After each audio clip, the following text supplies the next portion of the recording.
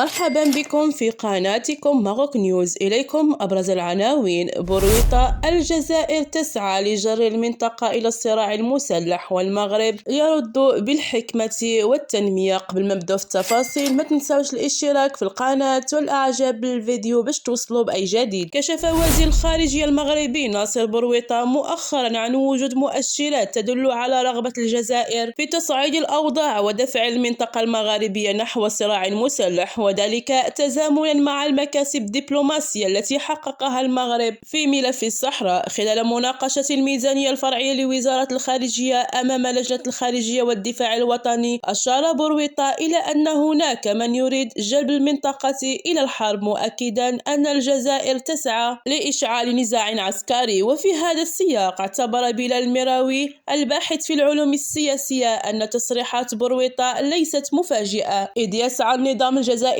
لإثارة عدو خارجي بهدف توحيد الداخل في ظل الأزمات التي يعيشها الشعب الجزائري. وأضاف المراوي أن نجاحات المغرب الدبلوماسية أثارت غضب النظام الجزائري، مشبها ردود فعل الإعلام الجزائري بتصرفات الزوجة المهجورة. وأكد المراوي أن المغرب رغم قدرته على خوض الحرب يفضل الابتعاد عن هذا الخيار، ويعتمد على الحكمة والتركيز على التنمية والانفتاح الإيجابي، فيما اختارت الجزائر مسار التسلح والعزلة مما ينذر بتدمير الذات. وقد جاء خطاب الملك محمد السادس في الذكرى 49 للمسيرة الخضراء ليحمل رسالة ضمنية إلى الجزائر بخصوص ملف الصحراء، حيث أشار إلى أن هناك عالما آخر منفصلا عن الحقيقة ما زال يعيش على أوهام الماضي ويتشبث بأطروحات تجاوزها الزمن.